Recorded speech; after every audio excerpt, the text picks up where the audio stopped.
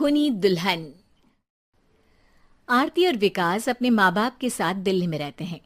Journalist होने की वजह से विकास को बहुत बार काम के लिए देर रात तक ऑफिस में रहना पड़ता है, जिस पर ज्यादातर आरती जागकर उसका इंतजार करती रहती है।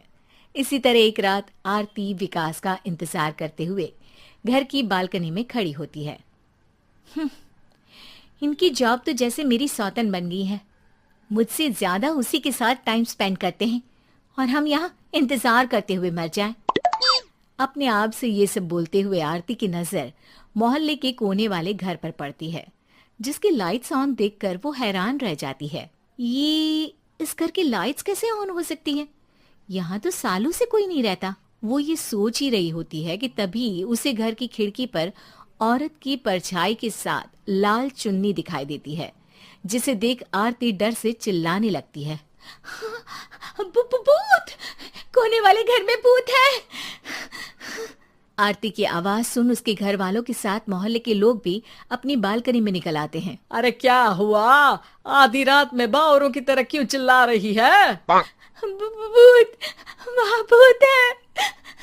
आरती की बात से सब उस घर की तरफ देखने लगते हैं, लेकिन वहाँ कुछ नहीं होता। भाभी जी, लगता है आपने सपना देखा होगा। मैं बालकनी में खड़ी होकर सोऊंगी क्या? बता रही हूँ, अपनी आंखों से देखा है। घर की लाइट्स ऑन थी और वहाँ किसी का साया भी था। अरे तुम अक्सर विकास भैया के इंतजार में देर रात तक जागती हो ना? क्या पता नींद पूरी नहीं होने की वजह से कोई भ्रम हुआ हो। मोहल्ले के सब लोग और आरती के सास ससुर उसे समझा ही रहे होते हैं कि अचानक उसी घर से किसी औरत के गाने की आवाज सुनाई देती है। आजा ओ मेरे प्रियतम, आजा। आवाज सुन सब हैरानी और कंफ्यूजन से उस घर की तरफ देखने लगते हैं कि तभी उन्हें लाल जोड़े में औरत का साया वहां दिखता है, जिसे देख पूरा मोहल्ला सकते में आ जाता है। अरे ये तो कोई दुल्हन है। अरे नहीं नहीं, भूत नहीं है। अरे फिर तो पक्का तेरी दुल्हन है। अरे नहीं नहीं, वो तो मायके गई है। हद है, पहले इससे निपट ले, बाद में इस पर डिस्कशन कर लेना। बड़ा भ्रम बोल रहे थे ना, अब फटी ना सबकी। और नहीं नहीं, मैं किसी से नहीं डरता भाभी जी।